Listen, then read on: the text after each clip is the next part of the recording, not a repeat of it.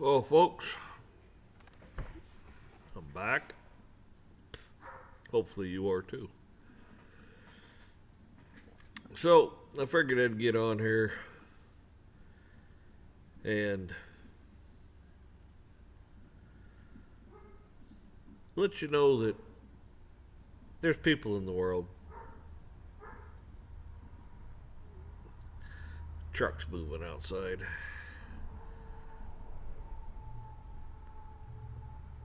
Anyways,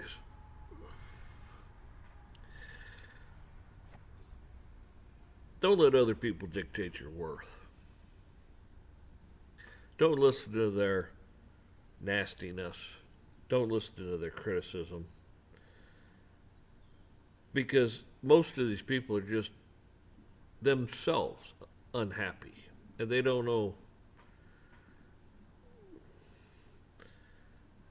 They they don't even know why they're unhappy. They're just that kind of people in the world that are just miserable people.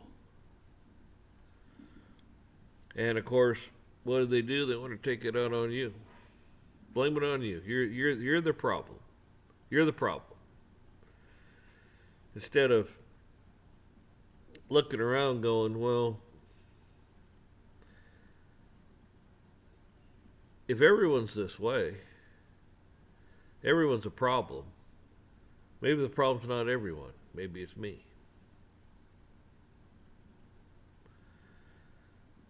Because I always find that funny. It's everyone else but you.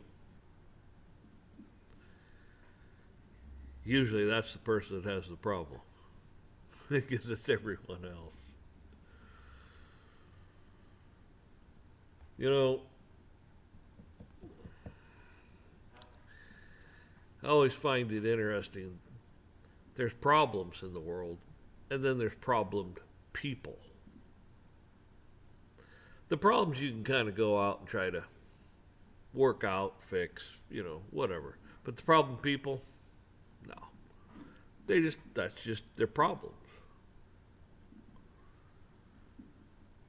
And they always bring it to your doorstep. And then they want to make you feel like crap, like you're worth nothing because that's how they feel. But I'm going to tell you, God loves you. You're special to Him. You're special to a lot of people. Maybe not that one or two that just want to cause you problems.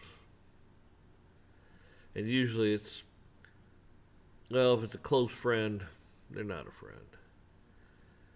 Family members, man, you just try to stay the hell away from it. But sometimes you just can't. All you got to remember is when that problem person comes to you, just, oh, okay, all right. Yeah, you just don't give him any information, because you tell him anything at all, man, it'll spread through the whole family and their friends and everybody like wildfire. And it won't be what you told them, it'll be what they want other people to think of you. And a lot of times those people are so wicked and evil that you don't have to say anything and they'll make it up. They'll literally just lie about it.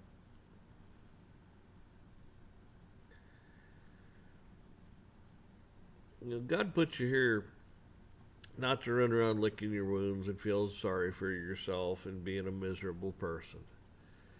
He put you here to be happy. He put you here to have joy in your heart. He put you here for all that, instead of all that negative crap that Satan wants to perpetrate on you. He put you here for the opposite. And that damn piece of that devil keeps dragging you down and down and down and down, using this person or people to do that. You have to remember, it's not you. Most of the time, it's not you. You're just there. You're someone they can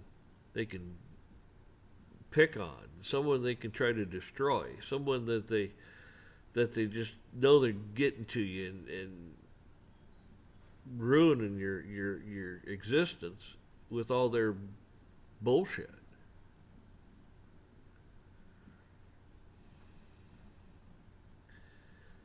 I mean, a lot of times you just gotta like cut some slack and just say, back off. Don't come around.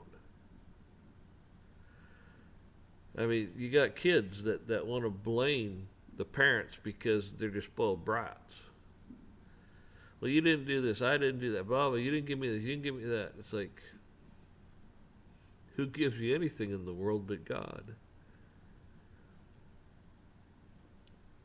What God gives you, He gives you because He loves you. What's He expect? You to follow His moral laws, His commandments. He expects you to do that. He expects you to be a righteous person. Put Him first. And treat thy neighbor as thyself. Some people, they think that means if they're a miserable son of a bitch that they should go around treating everybody like a miserable son of a bitch because that's how they are and that's how they like to be treated because it's a cycle. And you don't need to be around that. I mean, one thing I've noticed over quite a few years, decades now, it was always taught to respect your elders. Man, there's no respect. They deserve.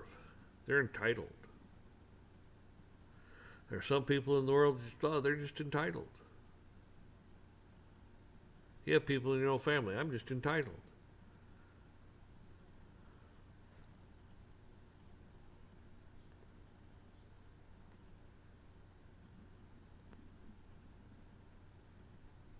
It's always interesting, too, those same people, if you stand back,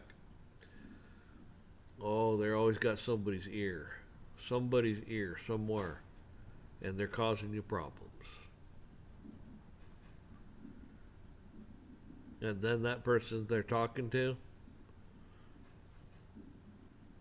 they run back to that person and talk about you too. They're because they're problem people. It's nothing you did. They're jealous of you. They're envious of you.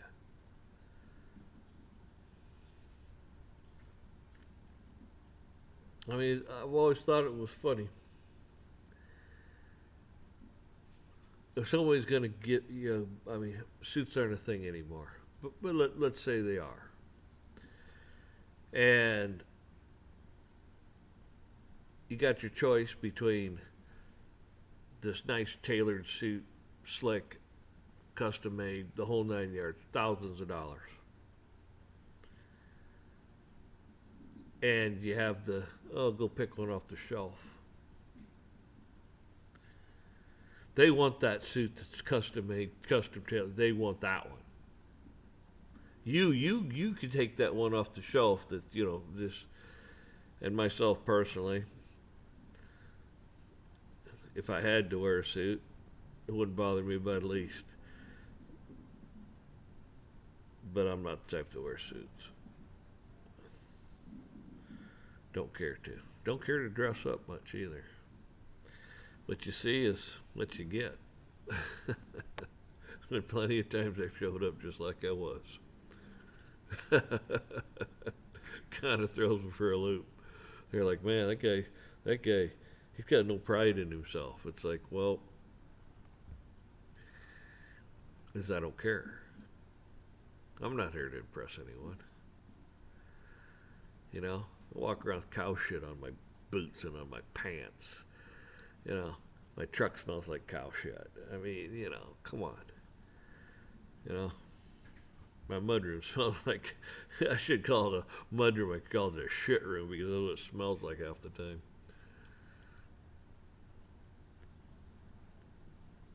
But yeah, it's one of those things where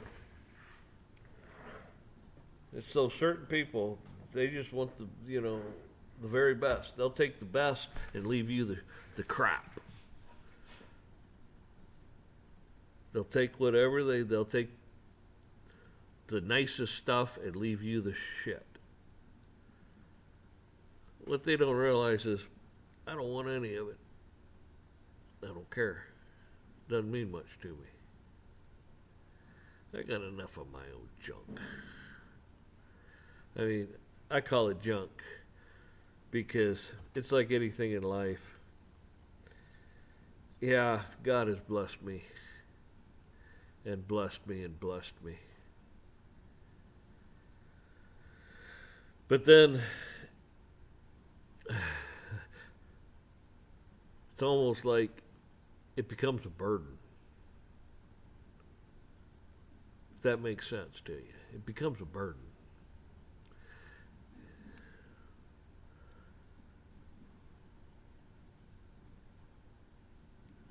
Some people can probably relate to that. And it sounds like I'm being ungrateful. I'm not. I thank God every day, many, many times a day, for what He's done for me. Because without God, you got nothing. I mean, I could be one of the pieces of crap at Davos and multi-billionaire. I mean, blah blah blah, richest man in the world. And you know what? I wouldn't want it. I don't. It doesn't interest me. Don't care. I'd rather be the guy out there that nobody knows.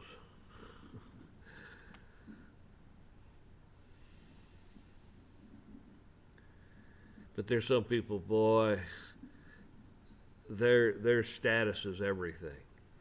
They put on these huge facades and stuff, and it's like they're the most miserable, sorry son of a bitch you ever seen in your life. They think, oh, look at me, I've really made it. Boy, look at me, look at me. And some people will sit there, boy, they're rich, they got this, they got that. It's like, I don't care how much money you got. I hope you have enough to get by. I hope you have enough to pay your bills. I hope you have enough to feed yourself.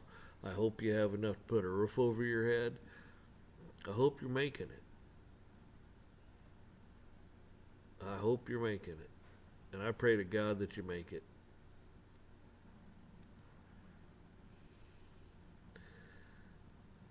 And I pray God makes your cup runneth over. And I'm serious when I say I hope you win the lottery. I hope you win the biggest lottery jackpot the world's ever known. I hope you do. And when I say that, I hope you're wise enough not to be foolish.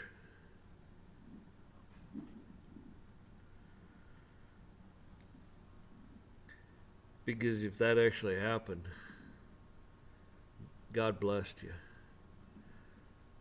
And I would certainly think God would say, hey, I blessed you, you pass those blessings on. And I'm talking about to the less fortunate and stuff. I'm not talking about here, drug dealer, drug boy, alcoholic, It's one thing if it's like, oh, well, you got somebody in the family or a good friend or somebody that's messed up like that, and you want to send them to rehab and pay for it, and they come out clean, man, I mean, that is awesome. You just help them life. You help their life. I mean, maybe change their life.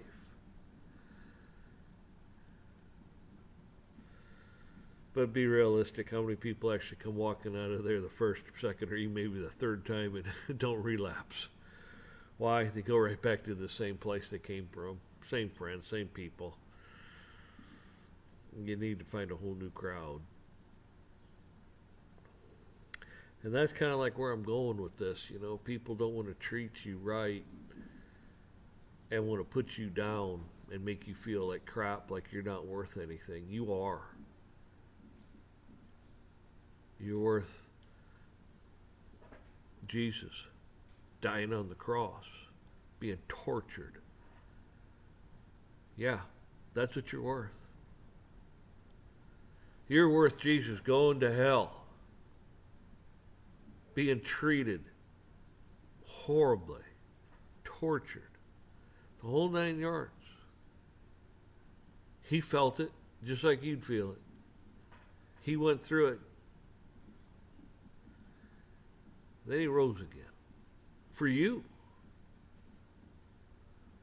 So don't you feel like you're nothing. Don't feel like you're not special. Don't feel like let some piece of shit put you down and drag you through the mud and let your emotions just go to hell because that person's a miserable son of a bitch and they want you to be miserable too.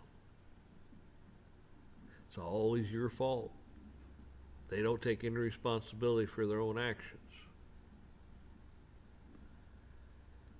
Some people expect you to do this or do that. Well, you know, some guy or some woman will find somebody and go, "Oh, I can change." No, you're not going to change them. You're going to butt heads and fight with them is what you're going to do. And if that's how you actually think, and if you keep finding, well, there's no good guys, there's not this, there's not that. Obviously, their problem might be you. There's no one out there perfect. There's people that are compatible, but they're not perfect match.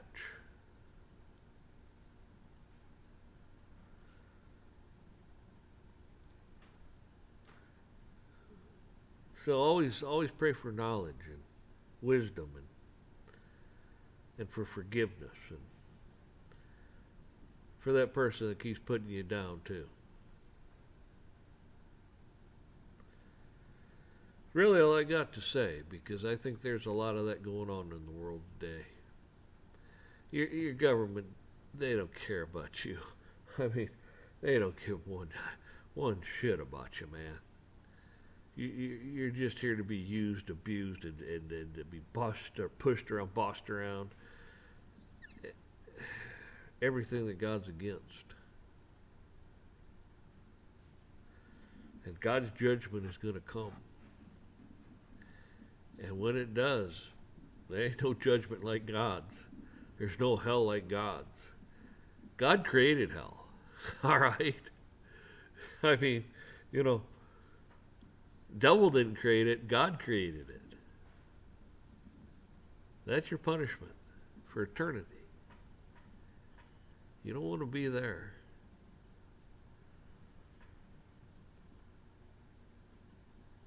We all have to kind of stand back and self-evaluate ourselves to see if you're conducting your life in a godly manner or a selfish manner. Because if it's selfish, it's got nothing to do with God. It has to do with the devil.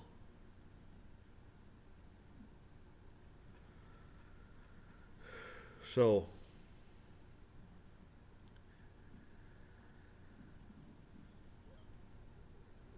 there's no simple solutions, no simple answer, nothing. But pray to God. Put it in God's hands and let God take care of it. Sometimes, like I've said, all you gotta do is just be still. Just be still. And God will take care of it. He'll take care of it. He'll open a door or close a door. He'll do things in your life that your life may take a total different direction, and all of a sudden one day you're like, wow, I remember just a few years ago. Right. Always keep God in your heart. Keep the love in your heart, the joy, the happiness. Try to keep that innocence in your heart.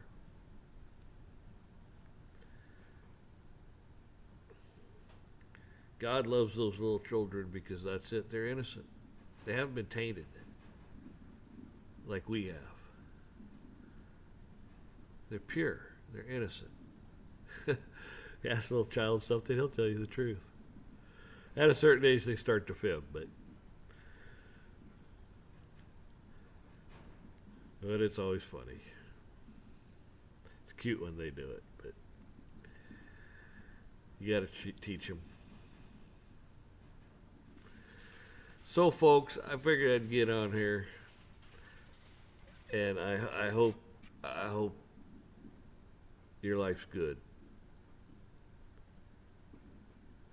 But I'm sure probably about everybody out there I'm talking to has that one person that knows exactly what I'm talking about. Kind of runs rampant. And why? Who knows?